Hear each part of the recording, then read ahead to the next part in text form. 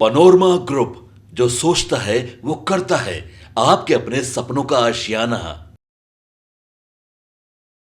नमस्कार दर्शकों, एक बार फिर से आपका बहुत बहुत स्वागत है भारत लाइव महाभारत 2024 में। 2024 के अखाड़े में 3 चरणों के चुनाव खत्म हो चुके हैं। 3 चरणों में भारतीय जनता पार्टी ने पूरी ताकत झोंकी है अपने एनडीए गठबंधन दलों के साथ में। नीतीश कुमार ने भी खूब जनसभाएं की हैं, मंच पर नरेंद्र मोदी की जम के तारीफ की है, लालू परिवार पर खूब हमले भोले हैं, परिवारवाद का नारा उन्होंने खूब दिया। इन सब के बीच में अब बारी है चौथे चरण के चुनाव की। चौथा चरण 13 मई को होगा। दरभंगा, उजियारपुर, समस्तीपुर, बेगूसराय, मुंगेर, लगभग इनमें जो सीटें हैं 5 सीटों पर, इसमें सभी मिलाकर अगर देखा जाए तो भारतीय जनता पार्टी के उम्मीदवार हैं। दरभंगा में, उजियारपुर में, समस्तीपुर में बातचीत करें तो वहां पर चिराग पासवान की पार्टी की वहां पर कैंडिडेट खड़ी हैं। बेगूसराय में, मुंगेर में ललन सिंह हैं। तो इस तरीके से महाभारत 2024 के इस अखाड़े में चौथे चरण के चुनाव में क्या नीतीश कुमार की पार्टी जदयू कमाल कर पाएगी? महाभारत 2024 में आज इस विषय पर चर्चा होगी। हमारे साथ बाबा जुड़ गए हैं फोन लाइन पर कि चौथे चरण में भाजपा वाली सीट पर नीतीश की होने वाली है अग्नि परीक्षा। बाबा, चौथे चरण में लगभग जो 5 सीटें हैं उन सीटों पर नीतीश कुमार की पार्टी जदयू की सिर्फ एक सीट मुंगेर की है, बाकी सीटों पर मोदी के हनुमान की एक सीट है, उसके बाद 3 सीटें भारतीय जनता पार्टी की हैं। कितना कमाल नीतीश कुमार की पार्टी जदयू दिखा पाएगी इन सीटों पर? देखिए रत्नेश, 2 चरण के चुनाव होने तक ये कहा जा रहा था कि मोदी मैजिक चलेगा, मोदी मैजिक चलेगा, मोदी मैजिक चलेगा, लेकिन 2 चरण के चुनाव में जो वोटों का प्रतिशत घटा, उसने कहीं ना कहीं परेशान किया एनडीए को। और इस परेशानी में नीतीश कुमार को ऐसा लगा कि उनकी प्रतिष्ठा दांव पर है। और आपने देखा होगा कि तीसरे चरण के चुनाव से पहले नीतीश कुमार ने जो अब तक नहीं किया वो सारे काम किए, रोड शो तक कर दिया, जो कि नीतीश कुमार की राजनीतिक प्रकृति या चुनावी प्रक्रिया का हिस्सा नहीं रहा है। जी। इन 3 चरणों में 283 सीटों पे चुनाव हो चुका है। अब 260 सीटों पर ही मात्र होने हैं चुनाव। बिहार में भी 14 सीटों पे चुनाव हो चुका है, 4 सीटों पे और चुनाव हो जाएगा 13 तारीख को, यानी कि 26 सीटें अभी बची हुई है। और 26 सीटों में जो 5 सीटें बची हुई हैं, जो चौथे चरण में जिन पर वोटिंग होना है, उसको लेकर के काफी कुछ देखने को मिल रहा है। अब तक जितनी भी प्रक्रिया आपने देखी होगी, उस प्रक्रिया में आपको साफ साफ नजर आया होगा कि इस प्रक्रिया के तहत नीतीश कुमार ज्यादा परेशानी में थे।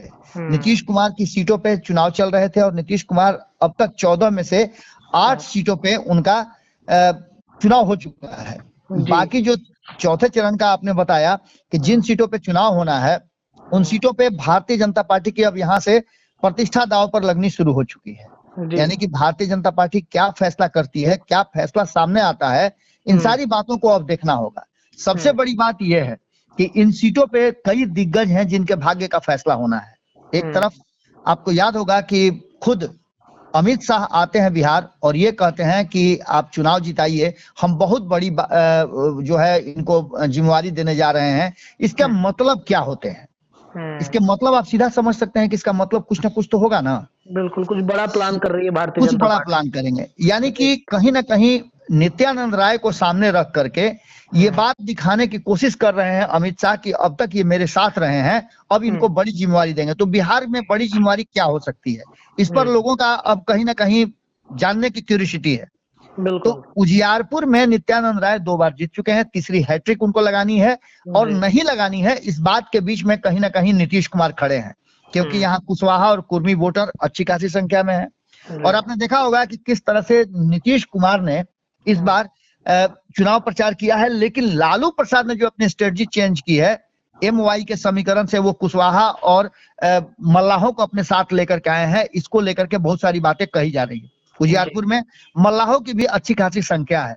कहीं ना कहीं एक बात तो साफ है कि अब यहाँ नीतीश कुमार की अग्नि परीक्षा है। नीतीश कुमार की अग्नि परीक्षा इसलिए है कि भारतीय जनता पार्टी का जो हिंदुत्व वोटर है, कोर वोटर है, RSS का वोटर है, उसके अलावे यदि नीतीश कुमार का जो अति पिछड़ा समाज है, गैर जो यादव ओबीसी है, वो अगर टर्नआउट होता है तो नित्यानंद राय यहाँ से चुनाव जीत सकते हैं। और निश्चित रूप से यहाँ अग्नि परीक्षा है।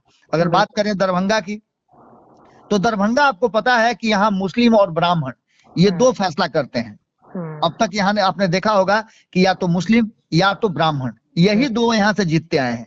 गोपाल जी ठाकर का ये दूसरा टर्म है जी।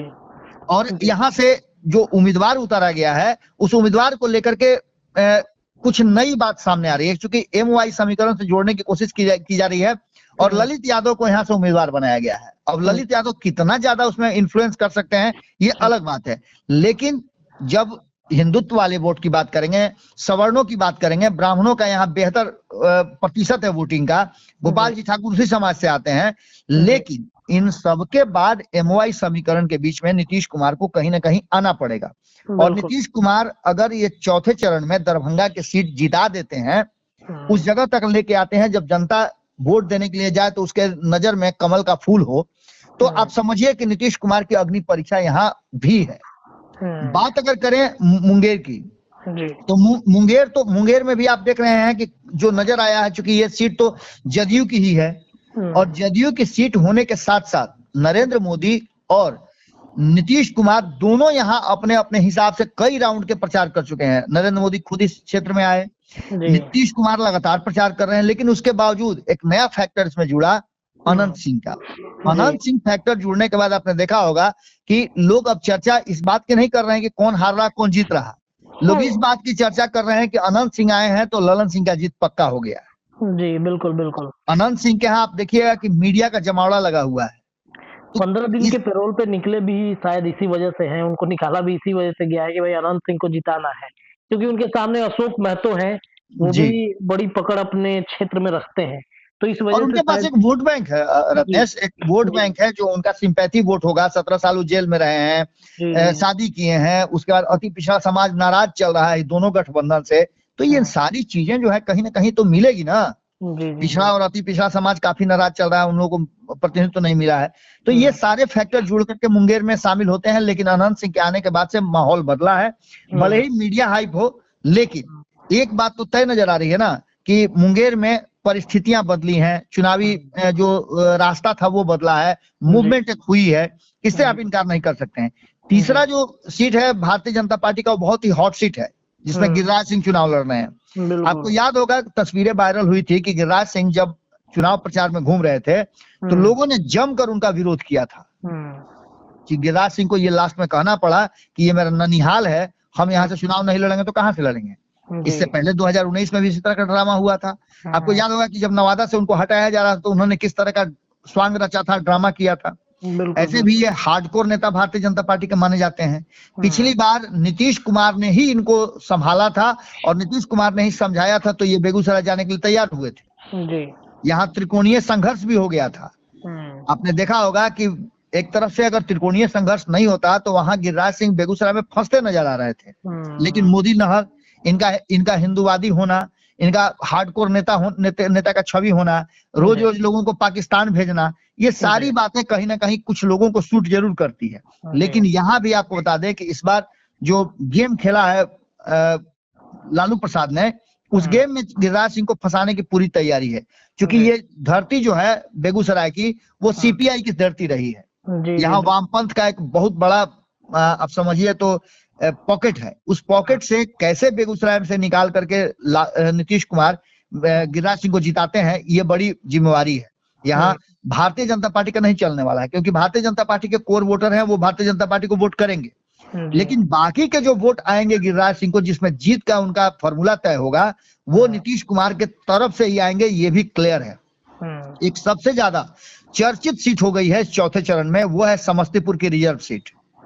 हालांकि इस सीट पर लोक जनशक्ति पार्टी लड़ रही है। 2020 के आंकड़े को अगर देखें तो 2020 में नीतीश कुमार और चिराग पासवान दोनों दो धुरी थे। नीतीश कुमार को डैमेज करने में चिराग पासवान की एक बड़ी भूमिका रही, लेकिन चिराग पासवान के उम्मीदवार शांभवी चौधरी को जिस तरह से प्रधानमंत्री नरेंद्र मोदी और नीतीश कुमार आशीर्वाद दे रहे हैं, अब इसके बाद आप समझ सकते हैं कि यहाँ की स्थिति क्या होगी। नीतीश कुमार ने जब चिराग पासवान के इस उम्मीदवार शांभवी चौधरी के लिए अपने ही पार्टी के उन लोगों पर निशाना साध दिया कि अगर हमारे उम्मीदवार का मतलब समझ रहे हैं ना, कि शांभवी चौधरी एलजेपी के उम्मीदवार नहीं है, एनडीए के उम्मीदवार नहीं है, शांभवी चौधरी नीतीश कुमार के उम्मीदवार हैं। उन्होंने बड़ा स्पष्ट तरीके से खुले मन से कहा, अब इसके बाद कुछ बचता नहीं है। उन्होंने कहा कि हमारे उम्मीदवार को अगर इधर दाएं बाएं कुछ करने की कोशिश जो करेगा उस पर हम चुनाव बाद फरियाएंगे। यानी कि आप समझ लीजिए कि नीतीश कुमार इस चौथे राउंड के चुनाव में बहुत अहम भूमिका वाले नेता हो गए हैं। नीतीश कुमार की अगर चली, नीतीश कुमार ने अगर इस पर सही ढंग से अपना गोटी सेट कर लिया और सोशल इंजीनियरिंग लगा लिया तो एक बात मान के चलिए कि भारतीय जनता पार्टी की प्रतिष्ठा तभी बचेगी। और इन सीटों पे मुंगेर में भी ललन सिंह को जिताने की सबसे बड़ी जिम्मेवारी अगर किसी की है तो वो नीतीश कुमार है, इसलिए कि आउट ऑफ द बॉक्स जाकर के नीतीश कुमार ने ही फैसला लिया है। बेगूसराय की बात करें तो यहाँ गिरिराज सिंह को जिताने की एक बार फिर से जिम्मेवारी नीतीश कुमार की है, शांभवी चौधरी को जिताने की नीतीश कुमार को है, नित्यानंद राय को जिताने की जिम्मेवारी उनकी है। और इसके साथ साथ गोपाल जी ठाकुर को अगर नहीं जिताते हैं तो फिर से ब्राह्मण विहीन होने की संभावना प्रबल हो रही है, क्योंकि 2 ही ब्राह्मण खड़े हैं और उसके बाद क्या होगा ये आप समझ सकते हैं। यानी कि एक तरफ जहां राष्ट्रीय जनता दल पर भूरा बाल साफ करने वाली, ऐसे भी आपने देखा कि भूरा तो रह गया, बाल को साफ कर दिया है राष्ट्रीय जनता दल ने। तो अब ये प्रतिष्ठा बचाने की जिम्मेवारी नीतीश कुमार पर है और चौथे चरण में ये तय हो जाएगा। बाकी के शेष जो बचे 260 सीटें हैं उनमें से ये 5 सीटें भी आ रही हैं, यानी कि आधा बिहार भी पार कर जाएगा कोटा और आधा इस देश भी, और यहीं से शुरू होगा कि दिल्ली की गद्दी पर कौन बैठेगा। चलिए, महाभारत 2024 में इन 5 सीटों का बाबा ने विश्लेषण करके बताया है कि क्या नीतीश कुमार की पार्टी जदयू या नीतीश कुमार इन 5 सीटों पर जो एनडीए गठबंधन के उम्मीदवार हैं उनके लिए कितने बड़े फैक्टर के रूप में नजर आएंगे। महाभारत 2024 के आज के इस वीडियो में इतना ही, लेकिन निरंतर चर्चाएं भारत लाइव पर जारी है। बहुत बहुत धन्यवाद। पनोरमा ग्रुप, जो सोचता है वो करता है। अगर ये वीडियो पसंद आई और वह बिहार के राजनीति और बिहारियत से सरोकार रखेनी तो सब्सक्राइब बटन दबा के चैनल के सब्सक्राइब कर ली। ओजे एगो घंटी बा, ओकरा बटन दबा देला से कुल सटीक और मारक खबर रुआ मुफ्त में मिल जाई। अगर रुआ पत्रकारिता के हमनी के नया प्रयोग में सहयोग कर चाहतानी तो ज्वाइन बटन दबा दी। पेटीएम नंबर नोट कर ली 9386816700। धन्यवाद।